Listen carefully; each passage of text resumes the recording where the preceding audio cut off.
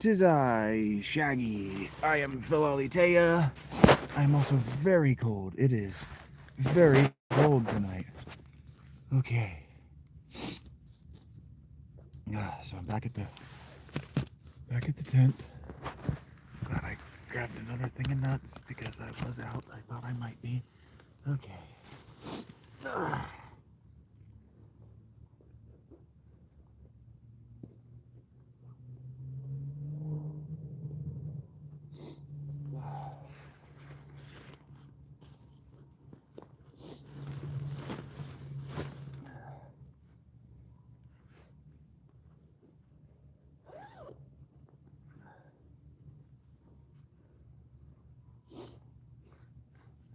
I am grateful tonight for my jacket.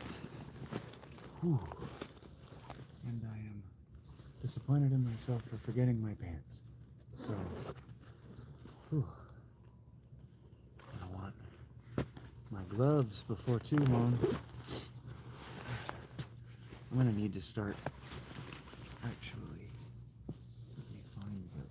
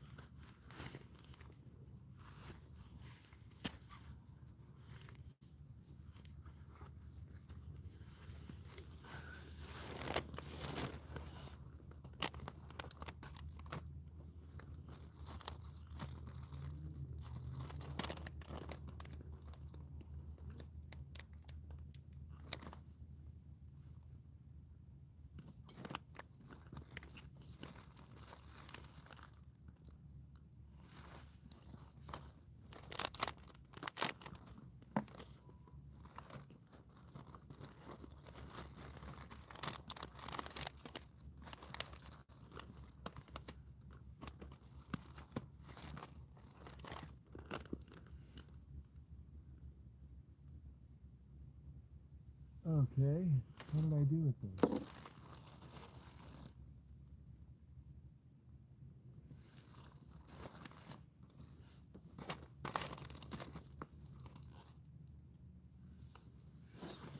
Okay. Hey, Eric.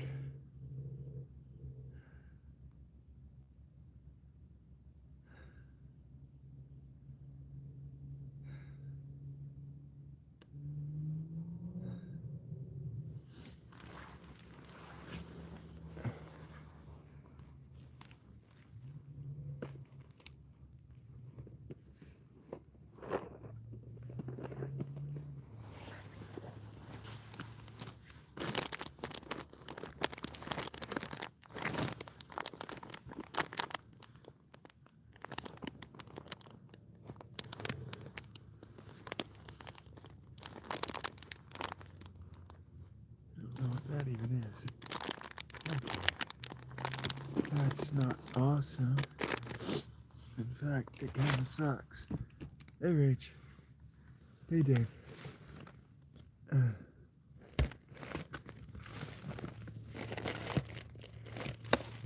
Okay. I have to take a breath.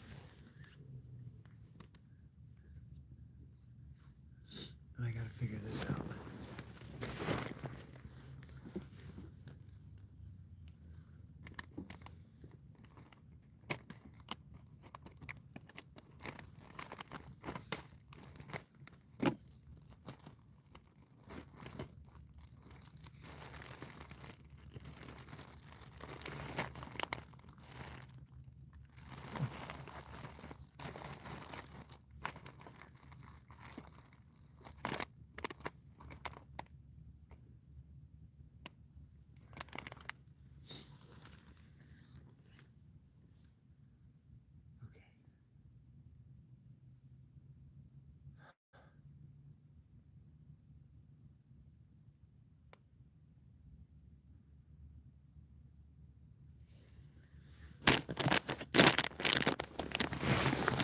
I thought I knew where these were.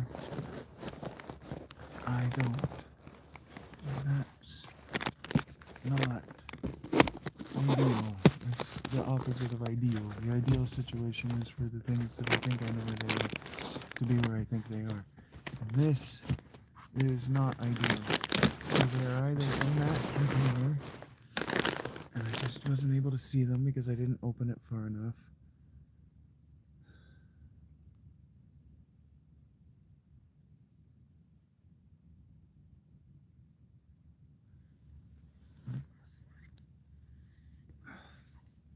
Or I don't know where they are.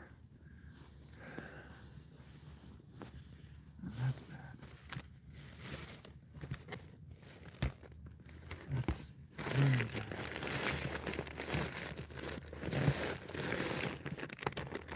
It's just $20, so it's not that bad. It's certainly inconvenient.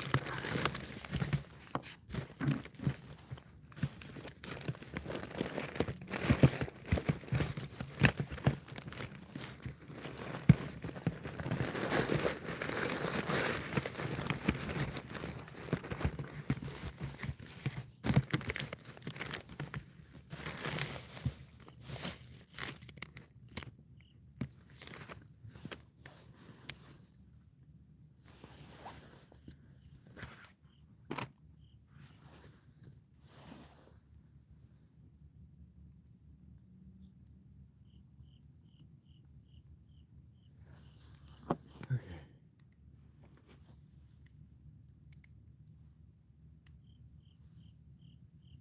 Lo and behold, I have rechargeable hand warmers again.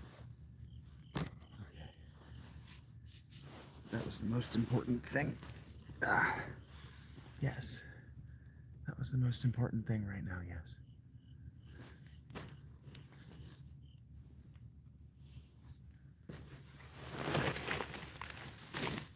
Snacks. Powder.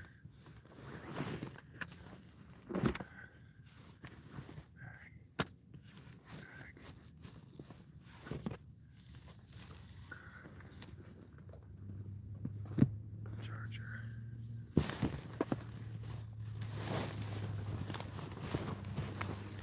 You recognize the bag sound? What does that mean?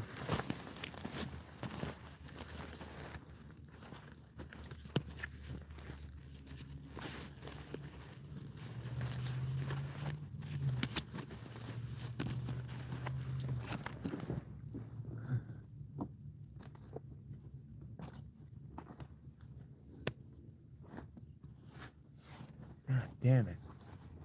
I do not have enough space.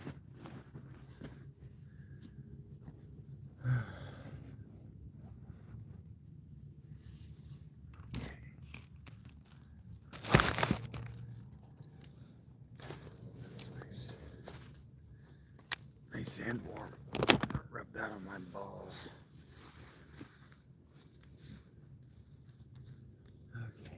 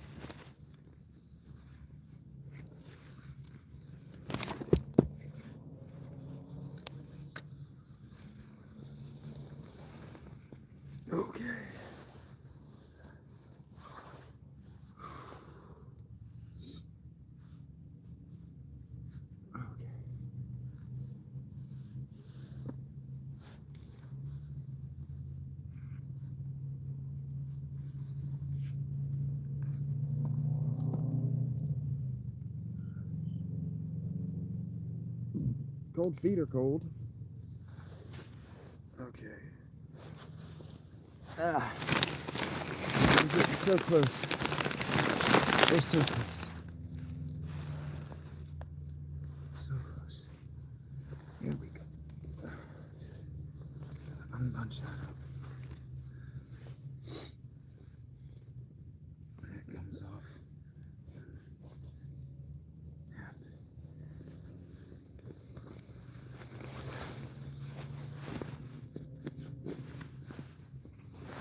It's off. It's concerning.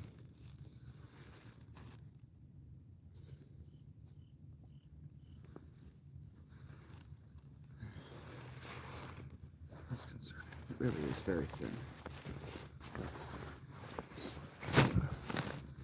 Lighter jacket I can wear under it,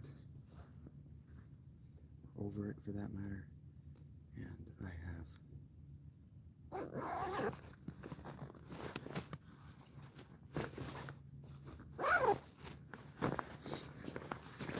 just needed to survive rain, and I needed to survive the wind. That's all I needed to do. Just needed to be wind resistant and water resistant. I don't need it to be leather, I don't need it to be perfect.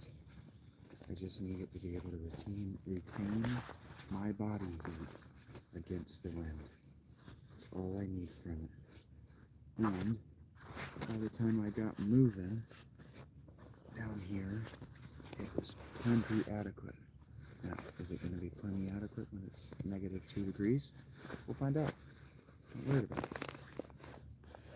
Not worried about it because I have some more heavier warm clothes down here that I haven't busted out for the winter yet.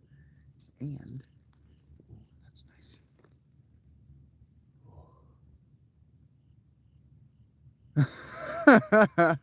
That's funny, Kyler. That's funny. I said you were gonna show up. You were gonna show up with that exact take. I said, sports jazz fan's gonna show up and he used to be like, I should take your pick more often. That was a good game though. I didn't think the Giants would dominate. I didn't say that, but I did think there was a better than 0 chance they were gonna win. I really did think they were gonna win that game. Dart's good, man. Dart can play. That kid can really play. That was a good game.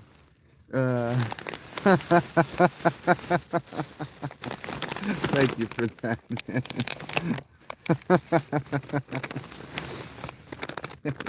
You play to your tendencies.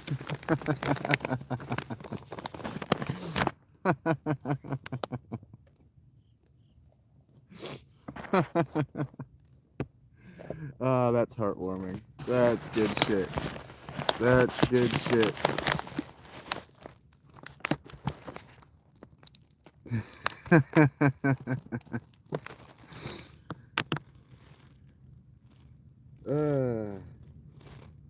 Now, see, here's the thing. If I bet on my sports picks, I'd only go 50%. But yeah, validated. Yeah, that was hard. They were still in the game at that point, and then it was over. Yeah. That hurts your fantasy team. Yeah. Now, I'm not trying to pat myself on the back, but I did say that Hurts was going to be scattershot for about 6 weeks after week 1, that he would start to round into form around week 8, because I am convinced that he suffered what would have been a season-altering concussion if it weren't on the last play before a win.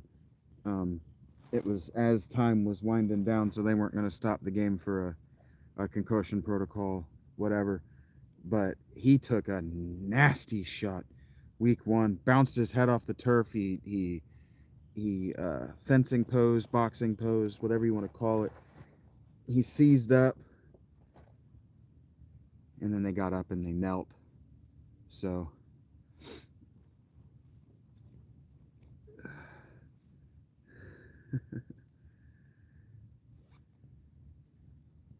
that Dart kid's tough too. He took that helmet right to the chin. Right to the chin. Tough kid. Okay, my friends, my audience, my dearly beloved, allow me. Whew. Turns out the only part of me that's cold is my toes. Shut up, Rach. Ah. I think it does. I think it does, Jazz. I think that internally, they're trying to keep his concussion quiet. They're trying to keep it quiet that the offense looks the way it does because their quarterback has scrambled eggs for a brain right now. I'm getting the shoes. I'm gonna go look for shoes tomorrow. I promise. Yeah, my feet aren't so cold, Rach, that putting this hand warmer actually hurts my toes as much as it hurts my hands. So my toes aren't that cold. It actually hurts my hands more. I can't even feel it on my toes. That might mean that they're just very numb. Because it was cold. It was cold in that Taco Bell, my friends. All right. Thank you for that. Thank you for that, Kyla. That was very funny. Jazz, that was very funny. I was sitting there pissing and moaning like, man, nobody's going to remember I called this win. Nobody's going to remember. I didn't talk about it for very long because, yeah, that was the thing is Jazz popped in right as I was about to leave. We talked about it for just long enough for me to say, oh, the Giants are going to win this game. Just you watch.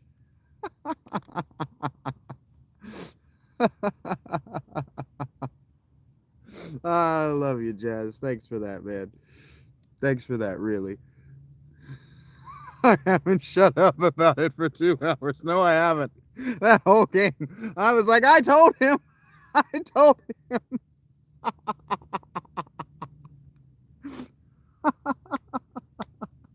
I did. That happened.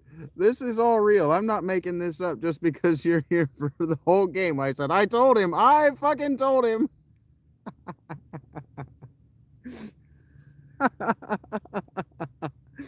They're at halftime like, who saw this coming? And I'm like, I fucking did. I hear you, Gina. Thank you for that, man. I appreciate it. I'm sorry about your fantasy team, but that happened, and I appreciate it in a real way. I do. Oh, I'm so glad I have this hand warmer.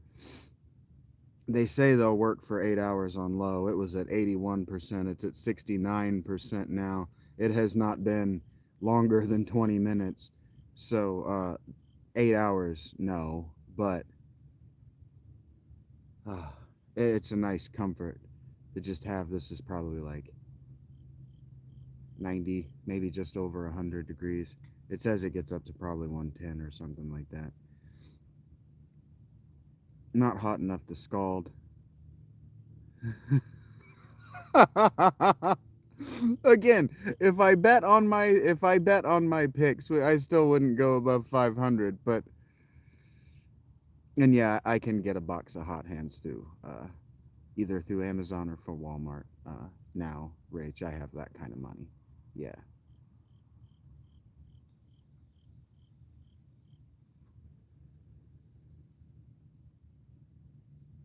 I shouldn't need them because I have these. I have these 2 rechargeables, but that's something that I can do. Yeah. They're not as expensive. $1 a pack is actually more than you should be paying for them. You should be paying $1 for 2 packs. Next Thursday is a big one. The Flacco Bengals and the fucking Aaron Rodgers Steelers. The Dennis Engel households. are going to be in emotional turmoil no matter how that game goes. Short week, yeah. Yeah. It's going down, she says. Yeah, and Flacco always plays well for Pittsburgh games. That's right. I'm excited. I'm actually back all the way back in on the Bengals with Flacco at quarterback. He's not going to just throw the football to wide open defenders. I don't know what the hell happened to Browning. I have no explanation for that, and I feel like it's my fault. Everybody was saying he's serviceable. He was a serviceable quarterback. I don't know what happened.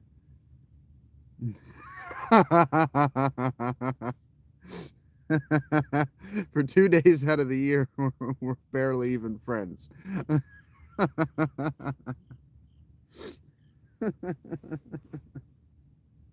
Oh, what a great little night. It's comfortable. Out here, it's cold. Actually, I need to get the clothes all the way up.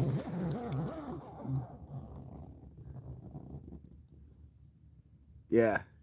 I don't know what that is. There are athletes like that, quarterbacks like that. Flacco is like that against teams that he should beat. He comes out and he plays bored almost, which might mean that he was bored during his prep.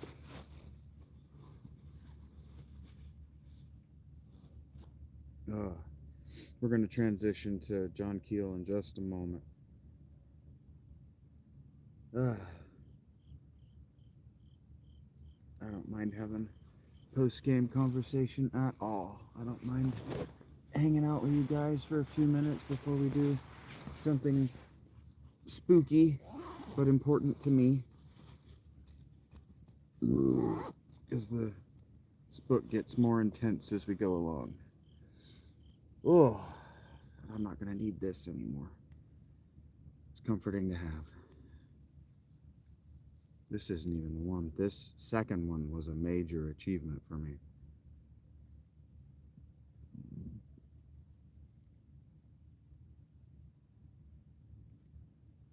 The first one was a major achievement. There's a pocket. You might not be able to see it where you're sitting, but there's a pocket in this mummy sleeping bag right here.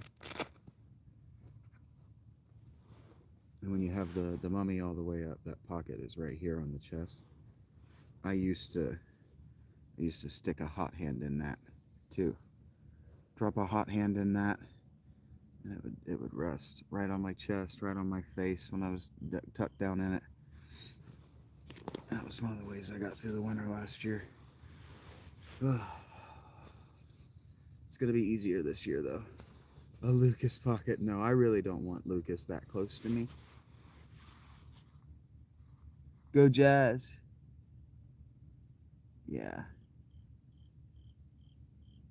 Finger gesture.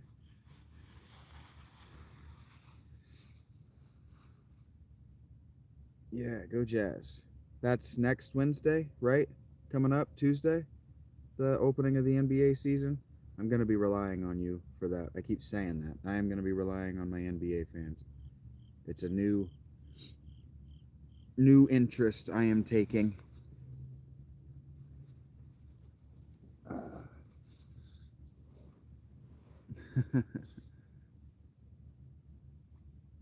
Yeah.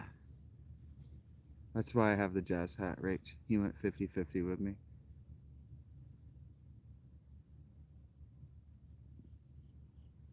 For maybe as much as a week, everybody that came through and talked sports with me wanted to talk basketball, and I told them all I'm not a basketball fan, but if you've got a team and you want to talk about it, I'll care. And Jazz was the first one to be cool and actually share who his team was, all that. Following Tuesday. Okay. Thank you. Time is funny for me. Obviously, I just lost a week. But yeah, Jazz was cool to me. He shared his favorite team. And it turns out they're not a good team, but I don't care. I don't care if they're good.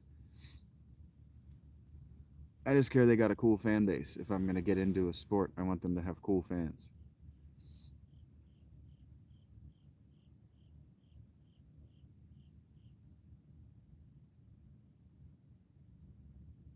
Let's go. That's right.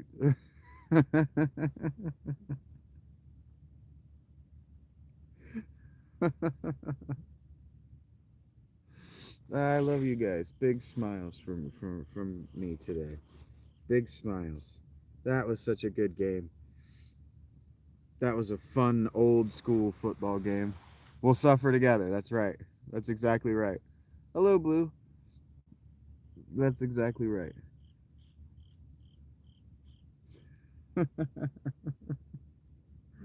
uh, I'm a little bit anxious about it, to be honest with you. I'm a little bit anxious to get into basketball. Because what if it turns out I really fucking like the game? Or what if it turns out that I have really strong opinions about it? Because I do. 20? Hey. Okay, 20 and 62. That's cool.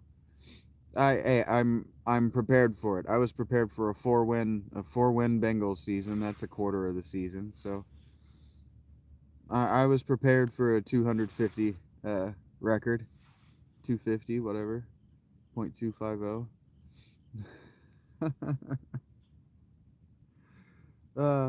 My dad always said, aim low, that way you're less disappointed when you miss.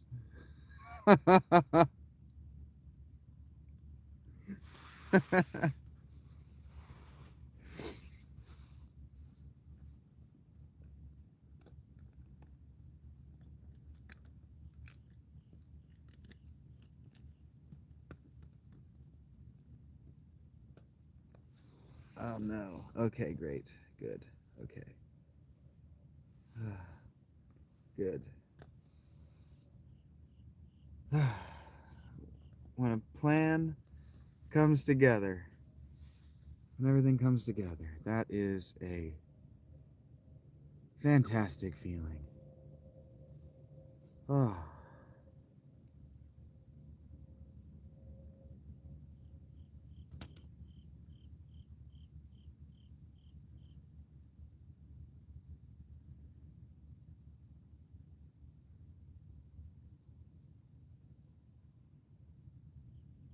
I'm not gonna lie to you. I'm not even gonna play. I'm not even gonna play around like I'm all hyper masculine and don't notice. It is very cold, and there is a. I don't know if you've ever been out in the cold. It's not below freezing, so it wouldn't be lethal if I were to like not be in my blankets or whatever. It would be miserable, but it wouldn't be lethal.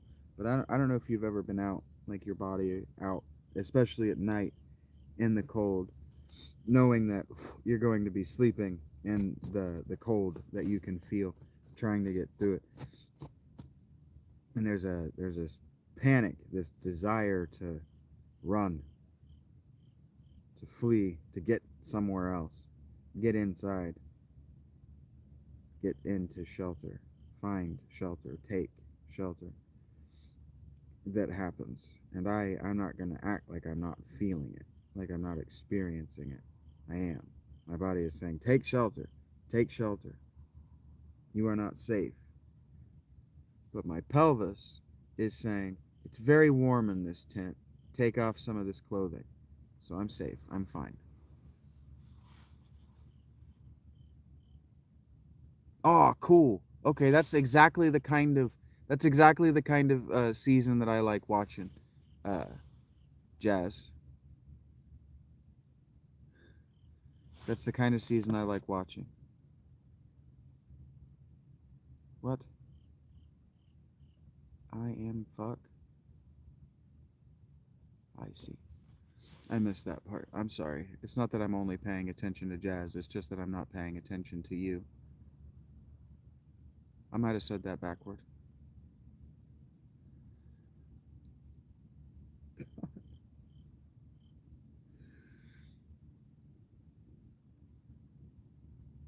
My brain goes, say that. It'd be funny to say. And then I realize, you're saying that to your girlfriend. She's not going to think it's funny.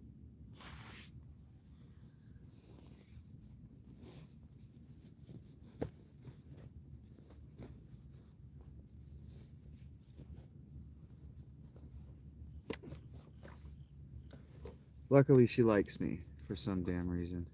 You get my attention all day. I can give it to somebody else. Ugh.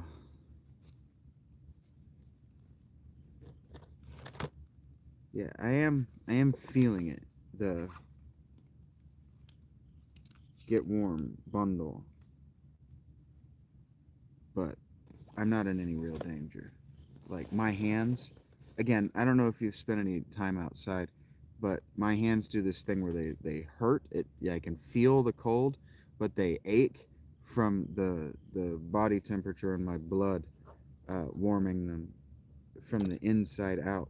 So the external layer of my skin aches, but it's also warmer than the cold. I can feel it on the backs of my hands that they're warm. My hands are warm, and so they'll start to swell next. Ace Bailey, Walter Clayton. Hey, cool. I'm here for it, man. I'll be here for it. Especially during the day. Especially during the day. But if you guys, any of you, wants to talk my ear off about your sport, my attention span will wax and wane, especially as names are concerned. But I'm here for it. I'm here to learn about what you like. So I have a reason to pay attention to things other than the same shit that I always pay attention to. And I really do think I've done my best. But I really do think I've done a fair to midland job. B minus, maybe a C minus even, but I think I've done a good job of trying to demonstrate that. I think I wear it. I really do. I could be wrong. I'm happy. I would be happy to be wrong. But I really do think I wear it on my forehead.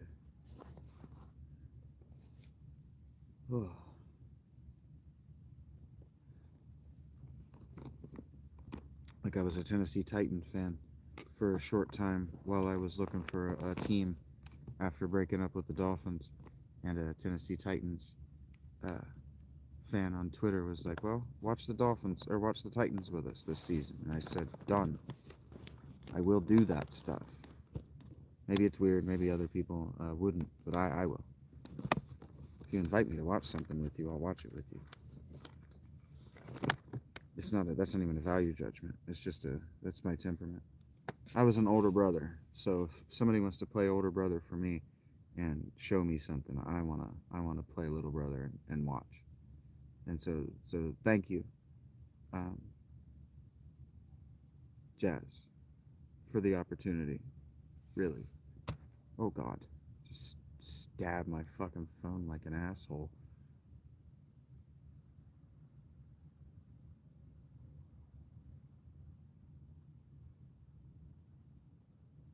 What did you screenshot, Rach? I took a screenshot of that because I'm a secretary. Screenshot of what? Oh, the names? You want to talk about curling? Well, I want to read this fucking book.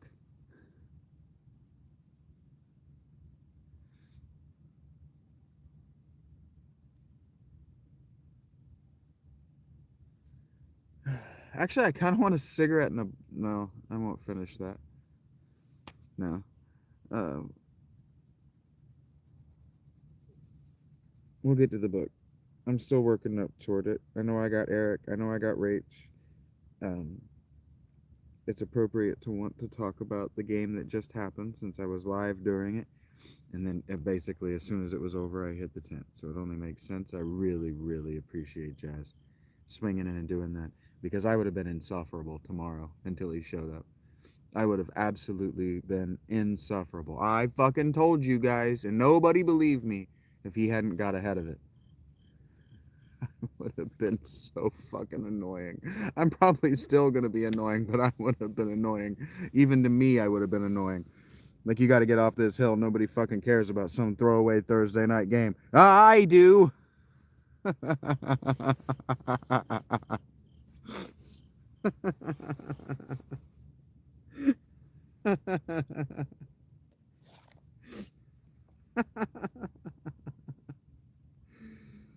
All right, guys. We've only got a handful, I say a handful, what is that? That's about 50 more pages left.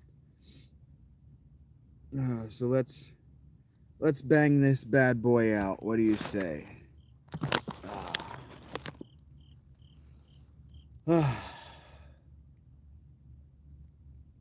Ebullient. We still got Eric here. I still got Eric. Eric has listened to more of this book than I have, I feel like. You ready? We got Eric. I got Gina. I got to talk to Jazz. It's a good night. Let's do this. From John Keel's Disneyland of the Gods, continuing at page 123 of my copy, The Moonstone Mystery is the title of this chapter. Thank you guys for being here. I could have just not gone live for the last half hour until I was settled and emotionally ready, but I didn't. So thank you for watching this first half hour. I know I need to go back and timestamp it. I know I need to do all that stuff, but you don't understand. That's what secretaries are for. That's not a shot at Rach. That's just literally you pay someone to do that shit. I would have missed Jazz. That's my point. I would have missed that if I hadn't said just go live and get ready, get settled in. I would have missed that in my life. Speed running and failed. Oh, Alec. So thank you for putting up with the inconvenience. If you want to see me get a secretary, you gotta get on the Patreon. That's the only way. My face isn't. It's not impatience with you, I promise. It's trying to decide if I need to cut my hair. Impatience with, do I need to bring it up in the back?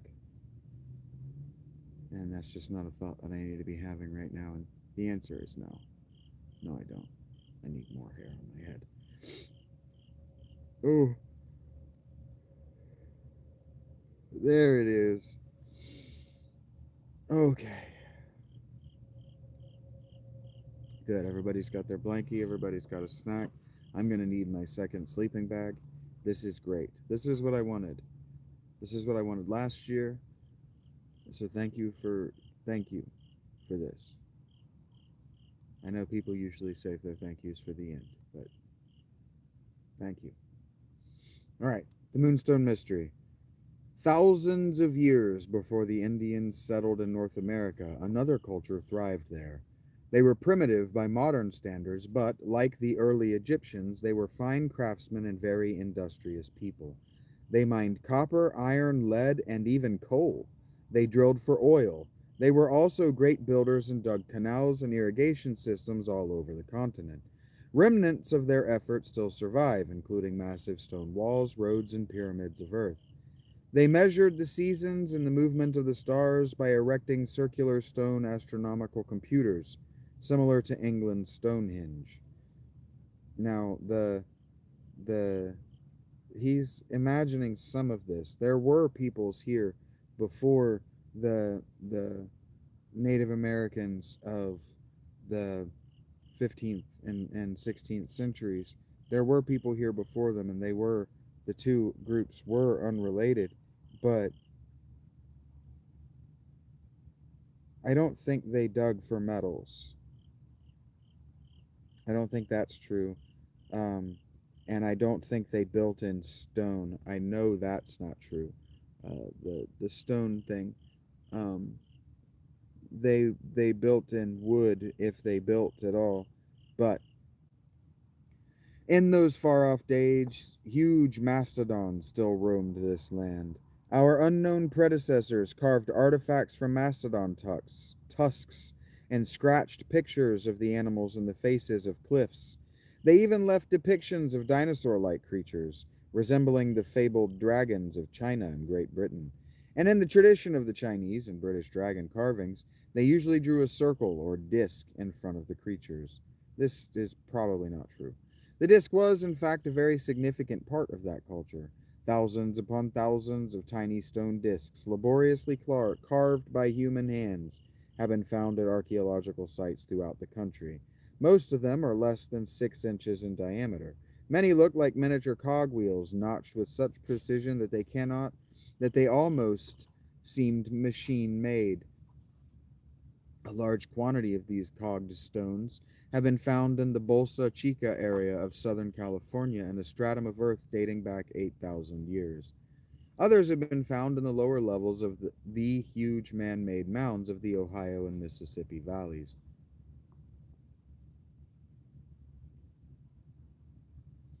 Scientists have failed to come up with a comfortable explanation for these curious artifacts. Some have suggested they were used in games like modern checkers. Others think they might have been used as money. They must have had some important purpose, for the task of carving them was certainly arduous and time consuming. Lacking a better term, archaeologists call these things moonstones. They are a constant embarrassment to scientific theorists. Most of these moonstones are hidden away in boxes and museum basements. One set of moonstones found in New York State was doubly embarrassing. The New York discs are rimmed with a series of carefully spaced holes and were found in the lower layer of a mound, which dates them as having been carved long before the first European arrived. When scientists studied the holes, they were nonplussed to discover they had been drilled with a steel drill. Of course, the Indians did not have steel drills. Wait a minute. Okay, well, anyway. Even more puzzling were the 3 discs found at the old Crow site at Lindenmere, Colorado. Archaeologists date the artifacts found there as being 170,000 years old. The discs have uniformly carved edges and are identical to discs found half a world away at La Haute, France. Other discs found at both sites include bone needles. Other objects found at both sites include bone needles, stone spear points, and awls. These things were apparently created by a pre-Ice Age culture. Well, if they were 170,000 years old, they weren't pre-Ice Age. I'm pretty sure that the Ice Age started 250,000 years ago, but they weren't pre-Ice Age anything, and they weren't Homo sapien. The stone and bone discs have been used as money, may have been used as money, or maybe the cavemen just like to play tiddlywinks. Stone spheres. The North American moonstones are dwarfed by the hundreds of stone spheres scattered in the jungles of Central America, largely in Costa Rica. Some are as big as 8 feet in diameter and weigh more than 16 tons. Others are only a few inches in diameter. All are perfectly formed spheres. No one knows who carved them, when, or why. Were they bowling balls of giants? Did they have some religious significance? One thing is certain. It would take an enormous amount of effort to carve just one of those balls and grind it down to a perfect sphere. To do the job, the ball would have to be constantly rotated, and rotating a 16-ton block of stone would be no easy task. Some of these spheres have been found laid out in a measured, geometric pattern on the jungle floor. How were they transported and moved into place? One group of large spheres is laid out in neat rows aligned with this sentence is all fucked up. He says one group of large spheres are laid out in neat row aligned with magnetic north. Did the carvers have a magnetic compass? Colonel Fawcett, the explorer who vanished while searching for a legendary lost city in the jungles of Brazil, studied native stories about stone spheres which glowed so brightly at night they were used as streetlights. Some of the spheres in Costa Rica are mounted on stone pedestals. If some magnetic anomaly caused them to glow at night, they would probably light up a large area. But can stones glow? More Himudus, East Haddam, Connecticut, was the site of a very strange luminous rock story in the late 1700s, according to an article published in the American Journal of Science in 1840.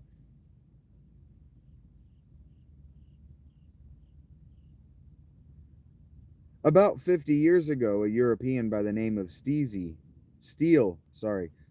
came into the place and boarded in the family of a Mr. Knowlton for a short period, Reverend Henry Chapman reported.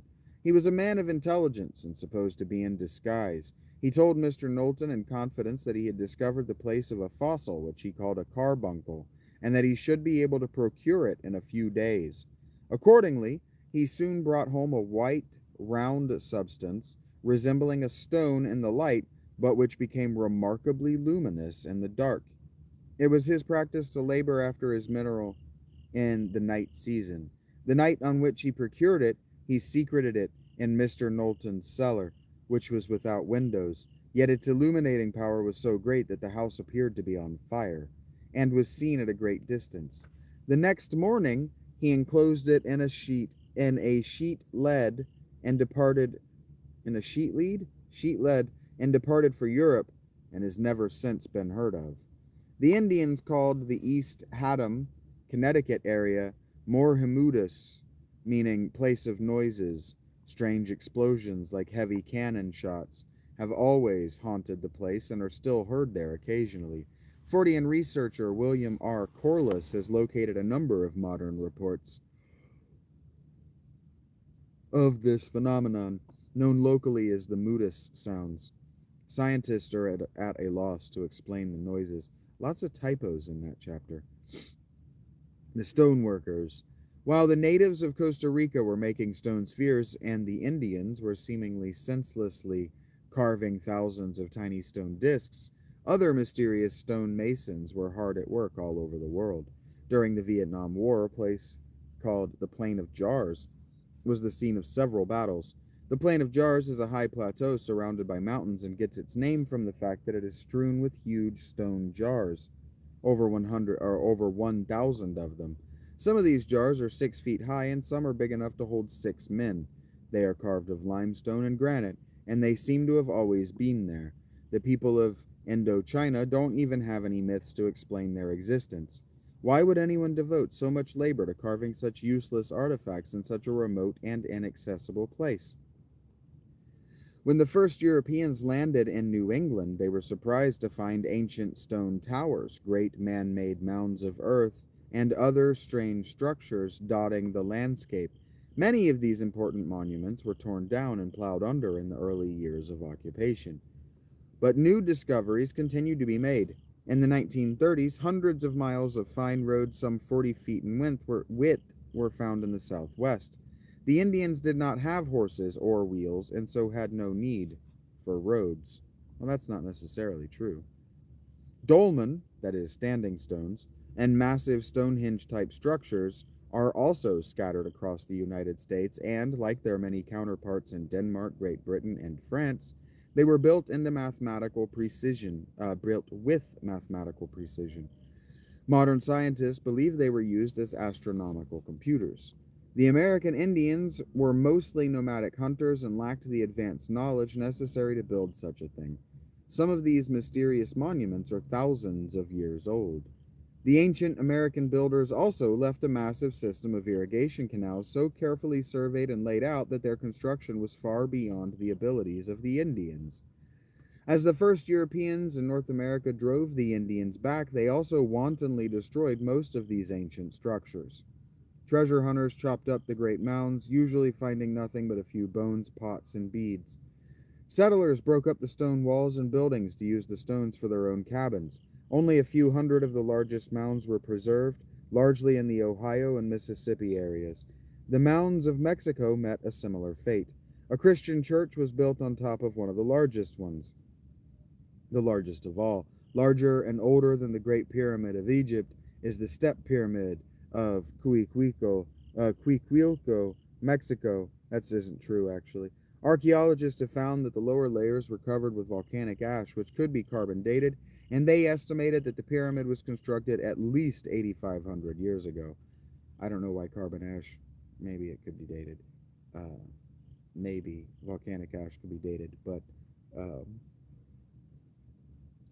the pyramids of Mexico were built in the European medieval, in the same time period as the European medieval, like the 1200s. In other words, an advanced pyramid culture was hard at work in the Americas thousands of years before the Egyptian civilization began. This is not true. We know shamefully little about that culture because archaeologists can't fit it into their theories. They still maintain the myth that the Indians migrated to this continent from Asia across the Bering Strait, even though there is no evidence to support the notion. Yeah, there's evidence. The Indians themselves have other explanations for their origins. The Cherokee claim they came from the east across the Atlantic Ocean. The Hopis and other southwestern tribes believe they migrated north from Central and South America. Scientists digging in New York State have unearthed artifacts that were obviously made by Eskimos in New York. How did they wander so far from their Arctic tundra? Or did they start from here, driven northwards by the invading mound builders? Throughout the Mississippi and Ohio valleys, there are all kinds of ancient structures and traces of a civilization that may have been comparable to the early civilizations of the Indus Valley in India and the Nile Valley in Egypt. Okay, so moving on. Stone cities dating back as far as 8,000 years are now being unearthed in the Mississippi Valley. Excavations into the upper layers of some of the so-called Indian mounds have turned up metal artifacts of iron, copper, and various alloys. None of this is actually true. What?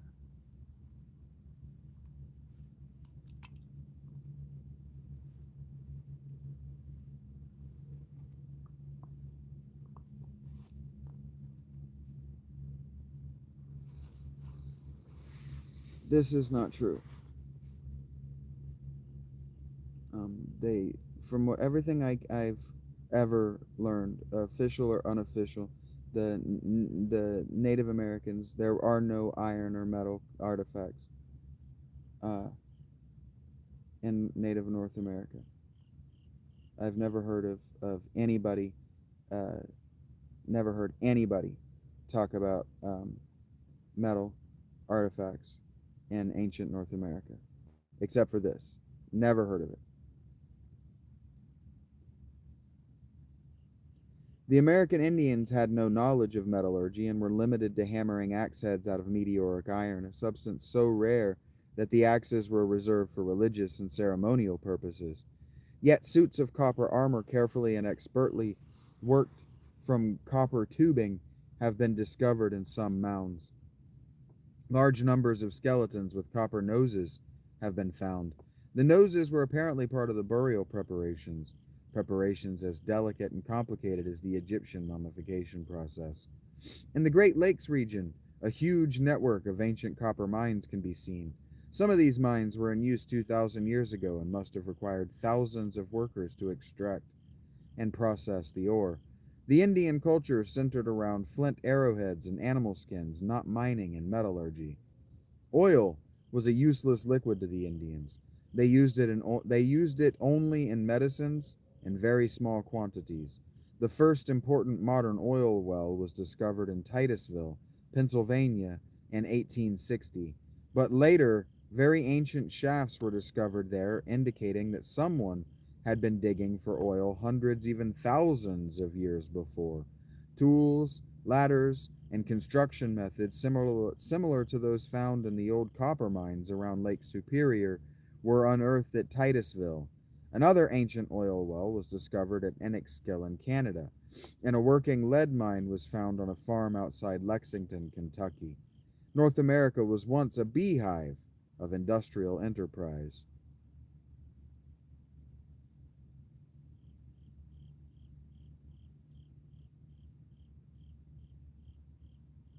Did it let Gina come back? That's the question.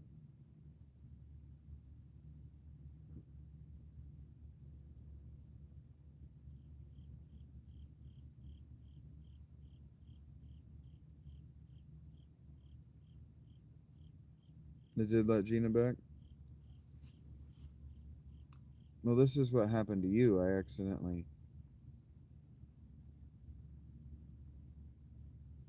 accidentally hid you, and then it left you um, muted forever. So we'll see if she can talk now.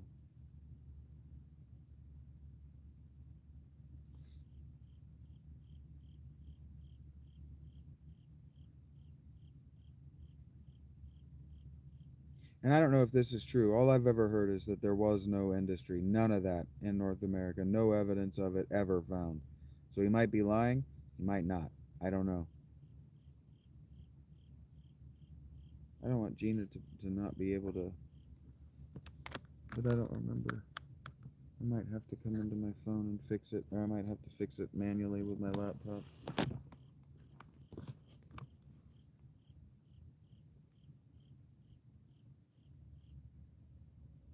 She's not even giving me like a, hey, it's working.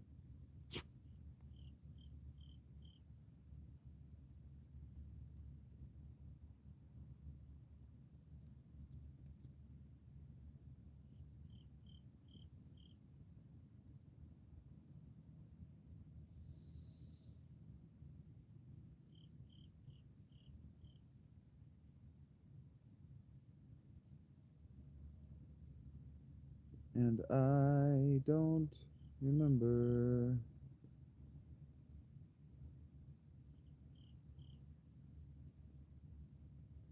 I don't remember how to fix this.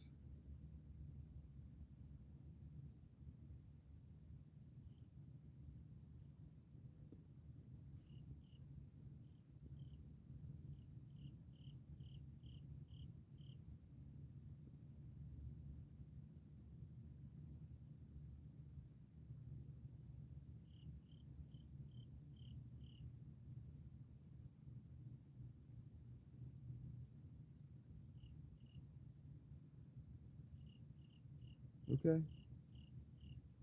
If you're sure, she's just not going to confirm for me on my end so I can know and we can move on because she's already moved on with her life, I'm guessing.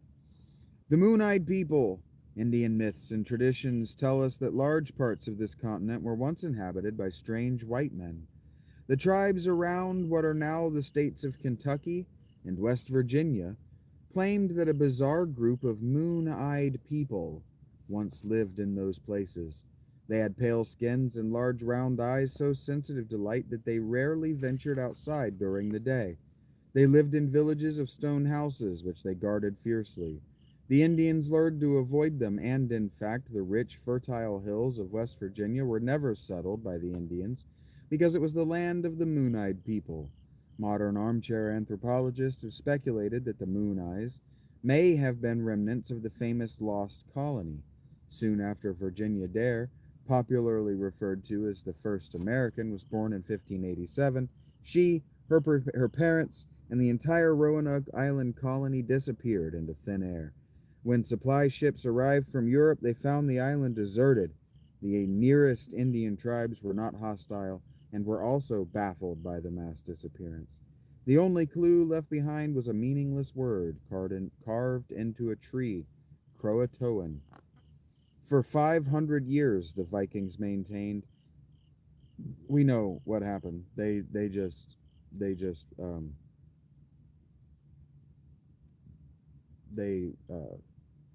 joined a tribe. They just mixed in with a tribe nearby. We found their ancestors. For 500 years, the Vikings maintained a large settlement on Greenland, and then, like the Virginia colony, the entire population vanished suddenly and mysteriously. Had they simply migrated en masse to North America? No, that Viking settlement, they died. They got into a violent conflict with the natives and were wiped out. Indian legends about tall, blonde, pale-skinned gods abound. Some of these gods sound like armor-clad Vikings, but others were supposedly dressed in long, flowing robes. The Paiutes speak of sacred plateaus where these gods resided out west. They were said to be equipped with magical rods which caused the skin to prickle, electric shock, and induced paralysis. In some legends, these gods are described as having the power of flight. They rode the night skies in great metal birds. The Eskimos, who bear an interesting resemblance to the ancient Olmecs of Central America, maintain that they were originally flown to the far north in metal birds. Like the Virginia colony and the Greenland settlement, the Olmecs vanished suddenly and mysteriously. Aside from the moon-eyed people and the blonde gods, the Indians also had to contend with the giants.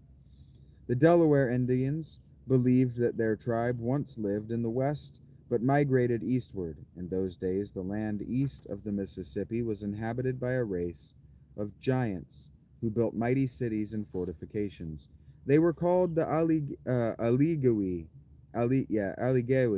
Both the Allegheny River and mountains were supposedly named after them. The migrating Indians asked for permission to pass through the Allegheny country and were refused. So the Indians went to war against the giants and eventually drove them out. The Allegheny are said to have fled westward down the Ohio River and up the Mississippi into Minnesota. Bones of people 7 to 10 feet tall were found in the Minnesota mounds in the last century. The natives of Ecuador and South America also have an old story of how a tribe of giants landed on their shores in reed rafts and tried to take it over. From the knee down, they were the size of an ordinary fair-sized man, and their eyes were the size of small plates. These giants slaughtered the Indians and raped their women, but they were finally wiped out by some cosmic disaster. A meteor struck their settlement and destroyed them. Were these giants the moon-eyed Allegheny from North America looking for a new home? No, they're an obvious fiction. The reason you can't find them is because something from the sky came down and destroyed them, and they're an obvious fiction. They're an obvious troll of an anthropologist or some other stupid white person. Our lost history. Hard physical evidence found all across the continent indicates that an advanced culture thrived here long before the Indians made their mythical migration across the Bering Straits from Asia. Because the mounds, hinges, etc., are strikingly similar to constructions found in Europe, Asia, and even remote Pacific islands, we can speculate that this culture was once worldwide. No, we can't. It probably reached its zenith before the Ice Age 10,000 years ago. The Ice Age ended 10,000 years ago, then deteriorated in the wake of the geological calamities. That early culture mapped the whole planet, and fragments of those maps were handed down over the centuries until they reached Columbus. You can tell that he doesn't appreciate exactly how long the Ice Age is, because, for example, the Renaissance Age and the late medieval age are maybe a few centuries long apiece. The Industrial Revolution age, the Information Age, like these ages are maybe a few centuries apiece. But when we're talking about geological ages, we're talking about huge spans of time. And the Ice Age ended 2,000 years ago, but the world was frozen for like a million years. The giants who once tossed huge blocks of stone around and built the puzzling monoliths that still stand on every continent gradually reverted to a fierce, uncivilized state driven by the urgent requirements of survival. Atlantis may not have sunk into the ocean. You may be living on it. No. No. North America, North and South America, these continents aren't what Plato was talking about when he was making up Atlantis. He was making up an allegorical morality myth. Atlantis is not real. Never was. Okay. So that's the end of Spoopyween.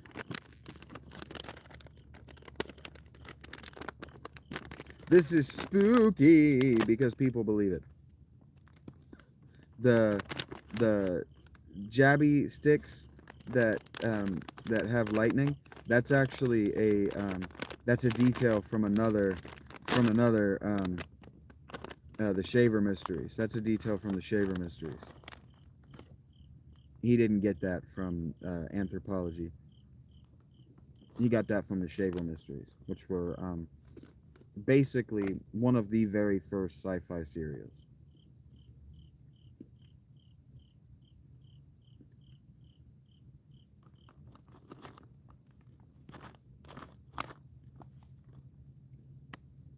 And I could Google and debunk this stuff, but I don't really feel like doing it now.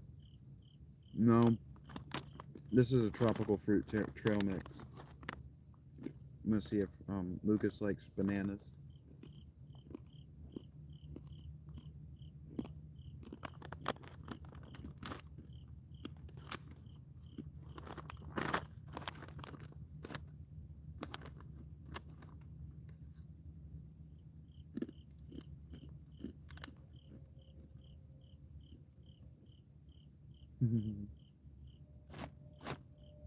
I bet you he did.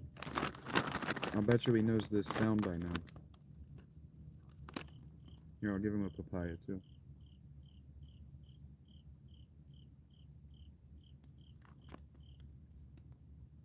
Hopefully mice aren't allergic to papaya or banana.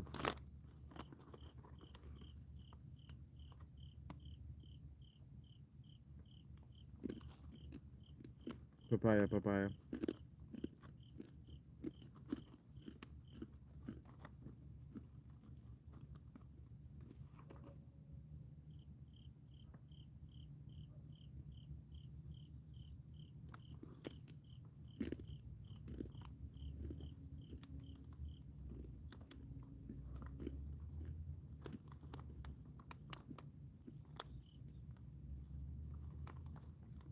All right, dudes. I don't know, Rachel's broken the chat and chased poor Gina off.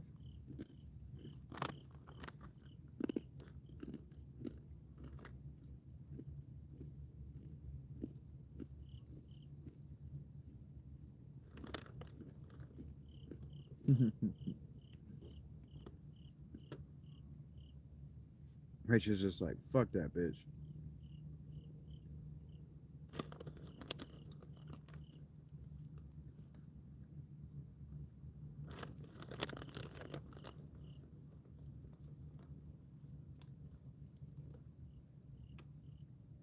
Did it hurt as much as Gina's feelings, Rachel?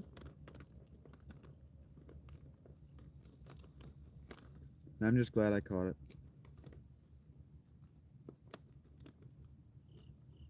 It's all good, Rach. I'm just giving you shit.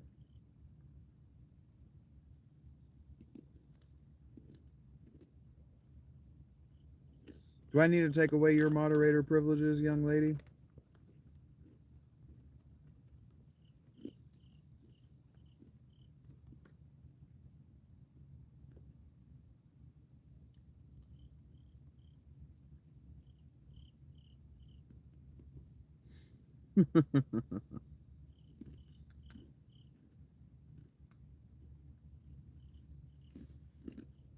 I did. I got it. And I know how to fix it in the future.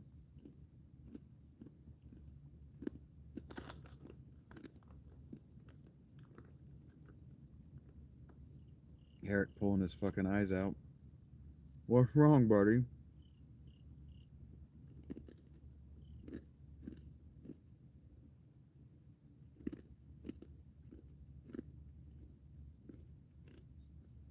Understood, Eric.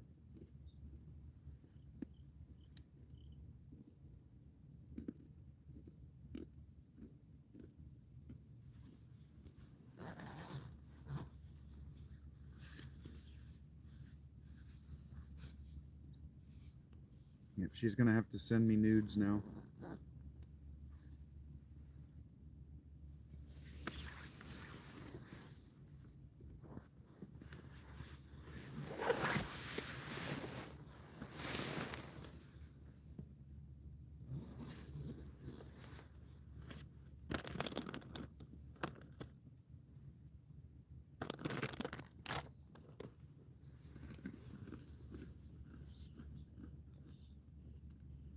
I'm not gonna lie to you, Eric, that sounds like some bullshit. Yeah, Gina has to send me nudes now? No, you have to send me nudes now, Rach. That's your punishment.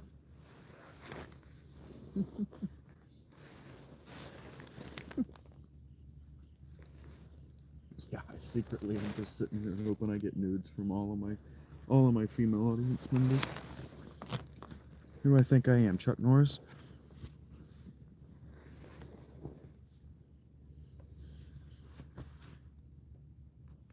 I heard that 1 coin gets you 1 blowjob, Eric.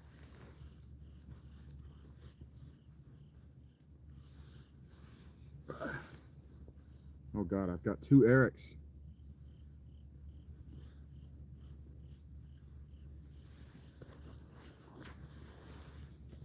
When I had 2 Rachels, it was chaos. Now I have 2 Erics. What is the world coming to? 2 are gonna have to fight it out to the death. Fight it out for my love and my amusement.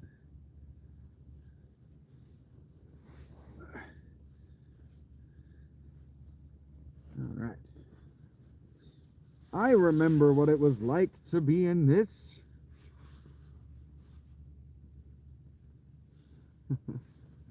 Yeah, only one Shaggy.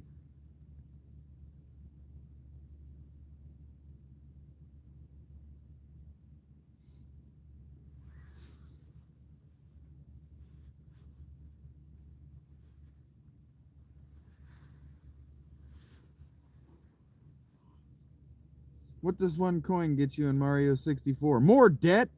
You know it costs 3.5 coins to make 1 coin? What the fuck is Mario even doing?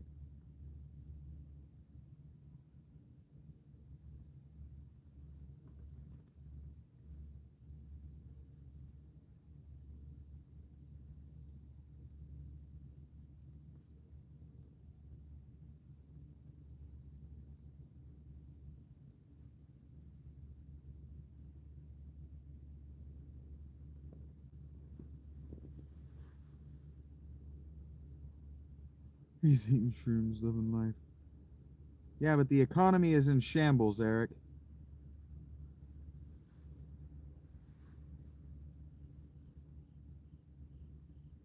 Pennies. Rach, pennies cost like 3.5 cents to manufacture.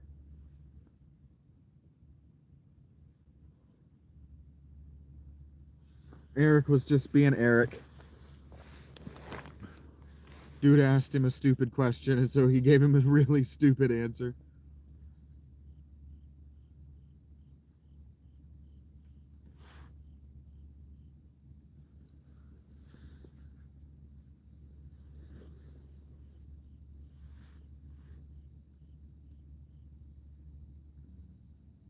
That's one of them, Eric, yeah.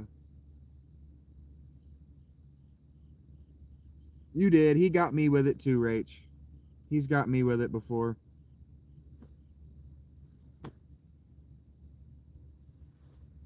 He had me all up in a tizzy about fucking tax law a couple of weeks ago. So, don't worry. I am warm. Yeah, I'm gonna be over warm soon. I am plenty warm enough. Are you tough enough? Yeah, I'm gonna be fine. When a book makes a coin, they want 2 back.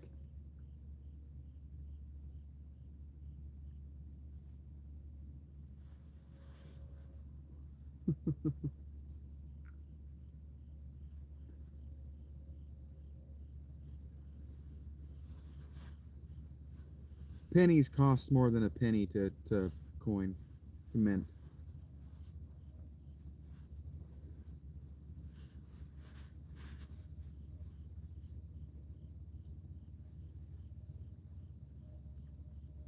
That's been the argument against pennies for a few decades now. People have been trying to get the government to drop the penny for a while.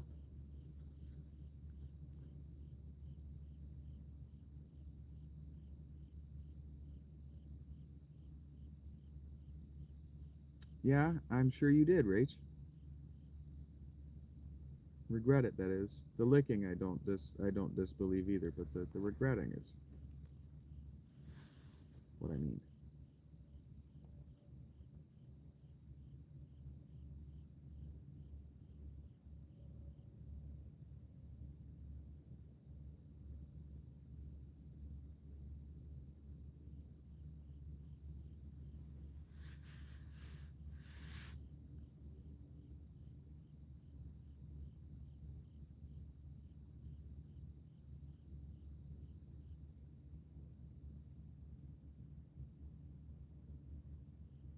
Yeah, you got a sweepy, Shaggy.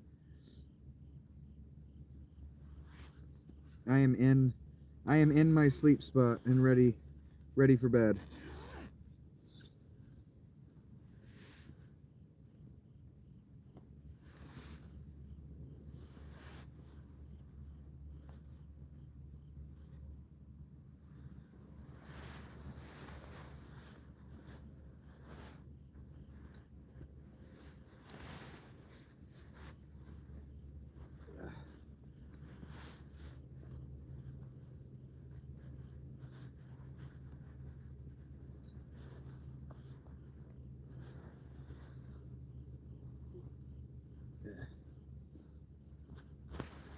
Now you have a bottomless Shaggy. Bottomless Shaggy. What everybody wants. It's like bottomless fries, but nobody wants it. Ow, fuck you. Ow, fuck you, really. Ow, that hurts. Shit. Fuck. God damn it. Motherfucker.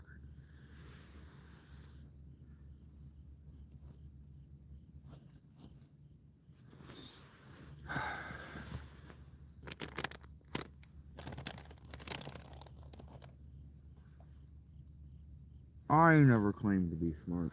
That's not true. I claim to be smart all the fucking time.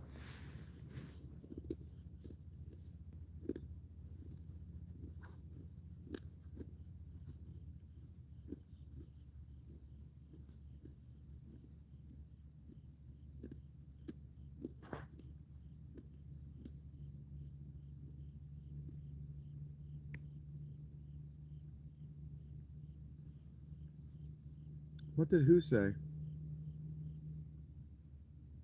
About what? What? The fuck are you grumbling at me for? And yeah, Eric, it's not that cold, bud. I just missed my sleeping bag, and this is the first opportunity I've had to.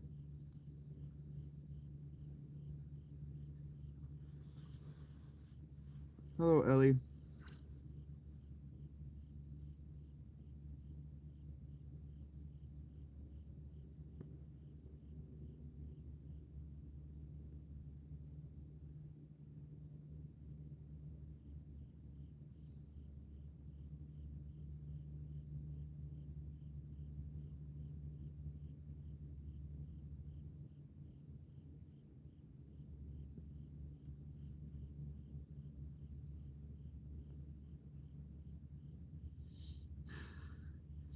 Eric is taking umbrage with my idiom there.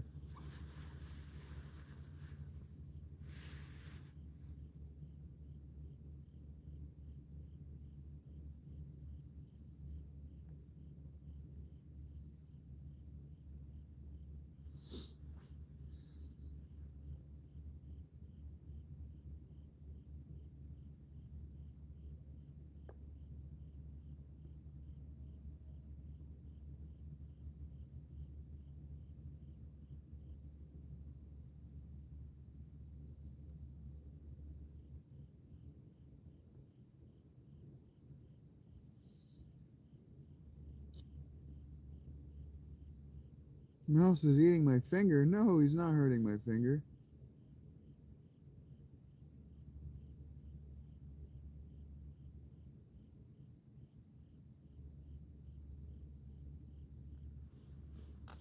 I will. I'll put my glasses somewhere else.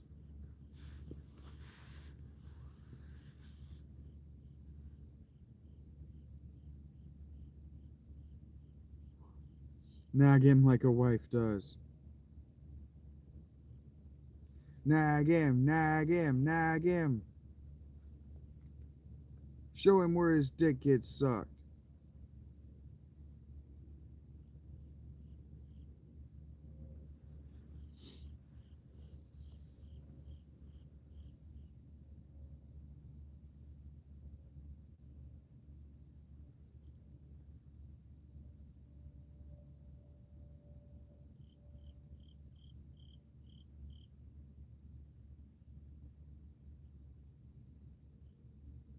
You could do it. We believe in you, he says.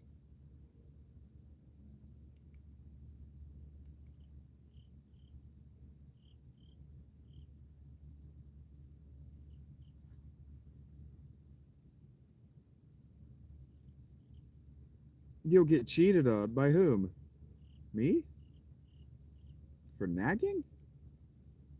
Nagging turns me on. What are you talking about?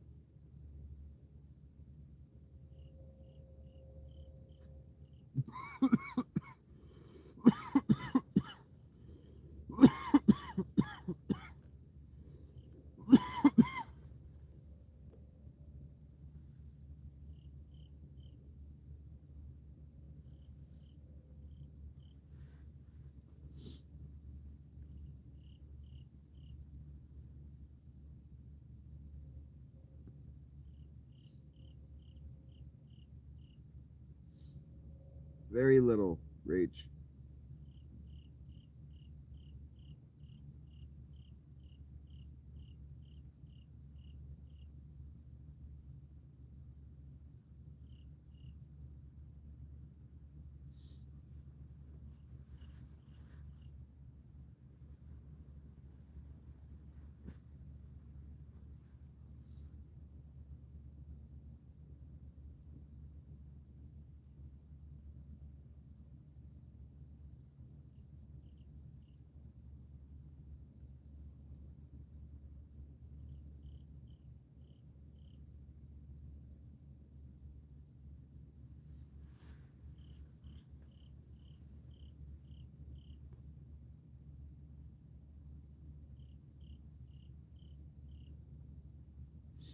Alright, guys. I am getting sleepy.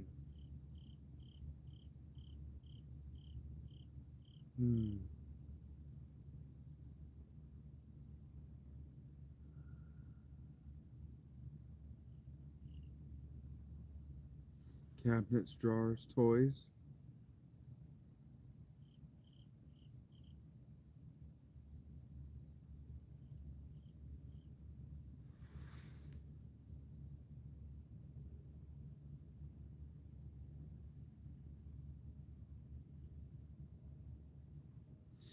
Yeah, it's time for me to make a sleep. It's been great entertaining you guys all day. Tomorrow will be less disjointed. You will be here. I know that.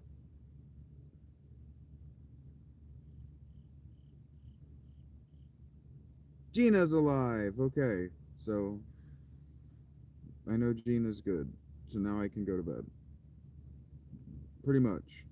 Eric, get a few hours of sleep. Get right back at it, man.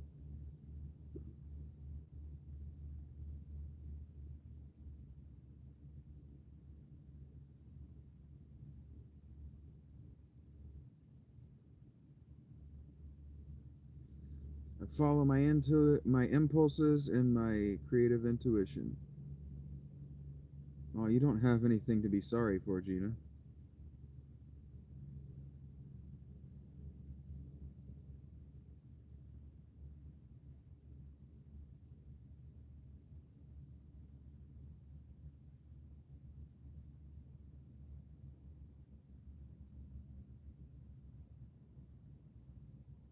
Why did that happen?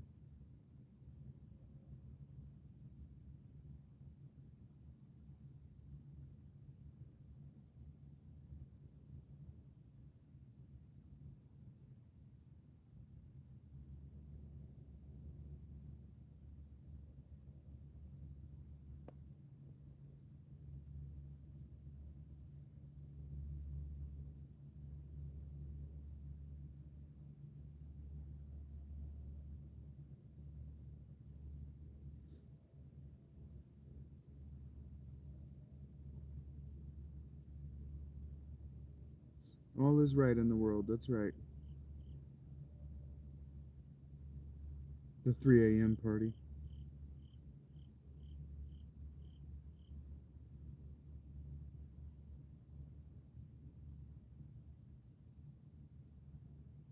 Good night, Rachel.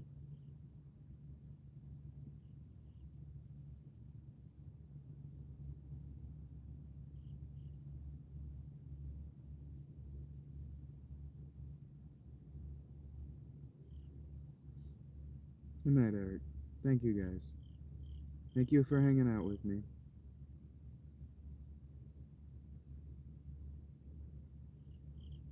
Batman time.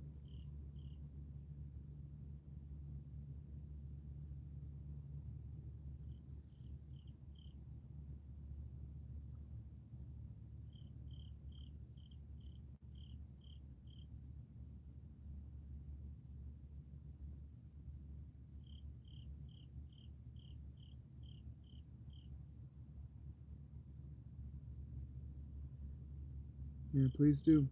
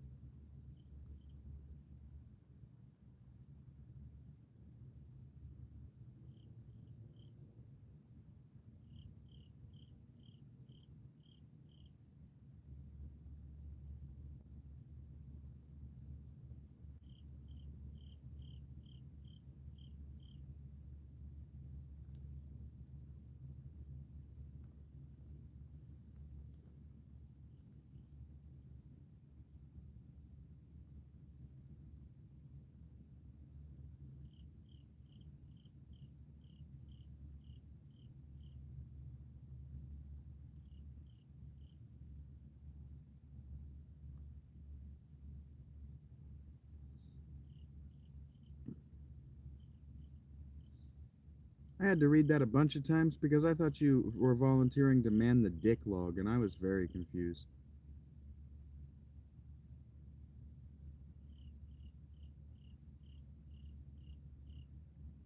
Hello, Popcorn.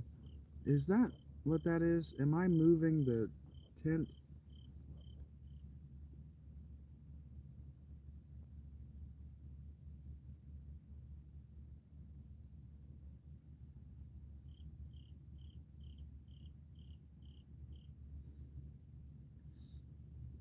Are you are you guys gonna watch me sleep again?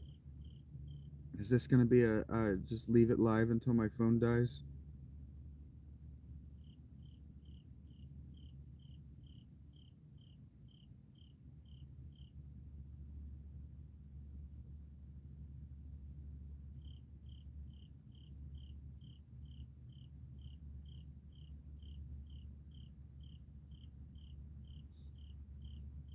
That is not a.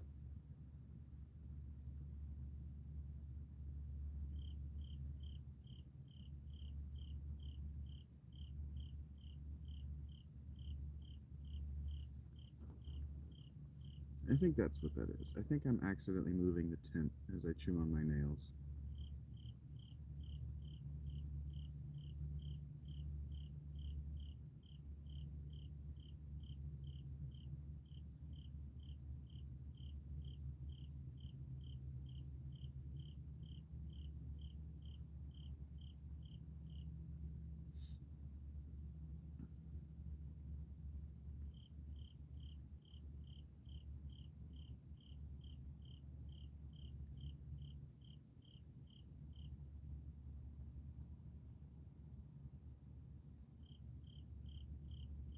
The crackheads who live in my trash.